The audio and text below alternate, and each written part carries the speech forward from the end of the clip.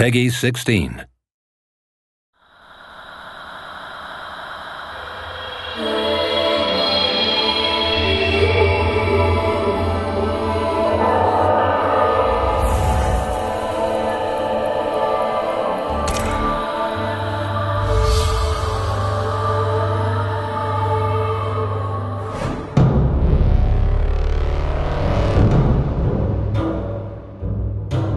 Beginning of the project, we had this core idea of adapting Journey to the West and giving it our own visual style.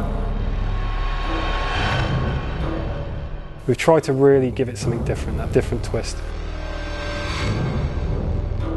When we decided that this would be based 150 years in the future in a post-apocalyptic world, we were very well aware that it's a trope, it can be a cliche. We actually saw a program called Life After People. And they showed what would happen to these major cities in the future when people are gone. Within a few hundred years, the world basically becomes unrecognizable. So we decided, let's start in New York and make it a journey actually across the US. We didn't want to be depressing about it, like a lot of post-apocalyptic movies are depressing and games. We wanted to kind of make a fantasy that was like Miyazaki movies, where everything's different and everything's colourful and it's just a window into a totally different fantasy world. We thought New York would be a good place to ground it. If nature is reclaiming, then you need something to be almost aware of. Our style in terms of art is also very colourful, so we always want to put colour into all our games, and we want to add post-processing effects that you would normally see in movies to kind of make the image just feel alive. We could push the colors a lot because robots got rust, which can be orange, can be red. Skyscraper that's kind of got ivy completely all over it, or with a bed of poppies that are giving off all these shafts of red light. You can see evacuation notices in New York, you can see chemical warfare, biohazard symbols.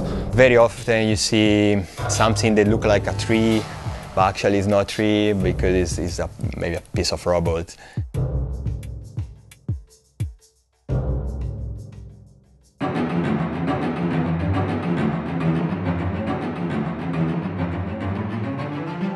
The idea of monkeys is come from the legend of Monkey, the Journey to the West, you know, the book.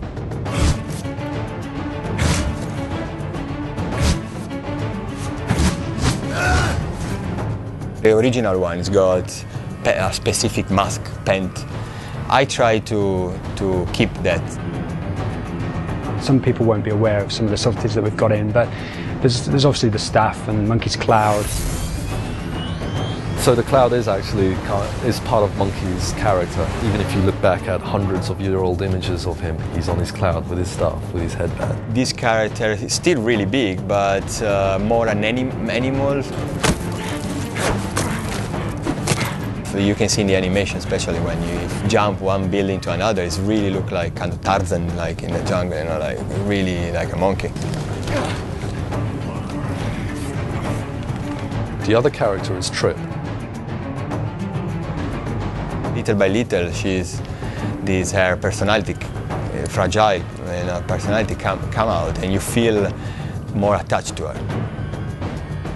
The third main character in the game is Pigsy. He's got like pin-up tattoos everywhere. He's got girls, thinking about girls all the time. Trip, is that you? Pigsy! You don't have to have any interest in the book or the TV series or anything to appreciate the game. It's just a good story with good characters and a rich world.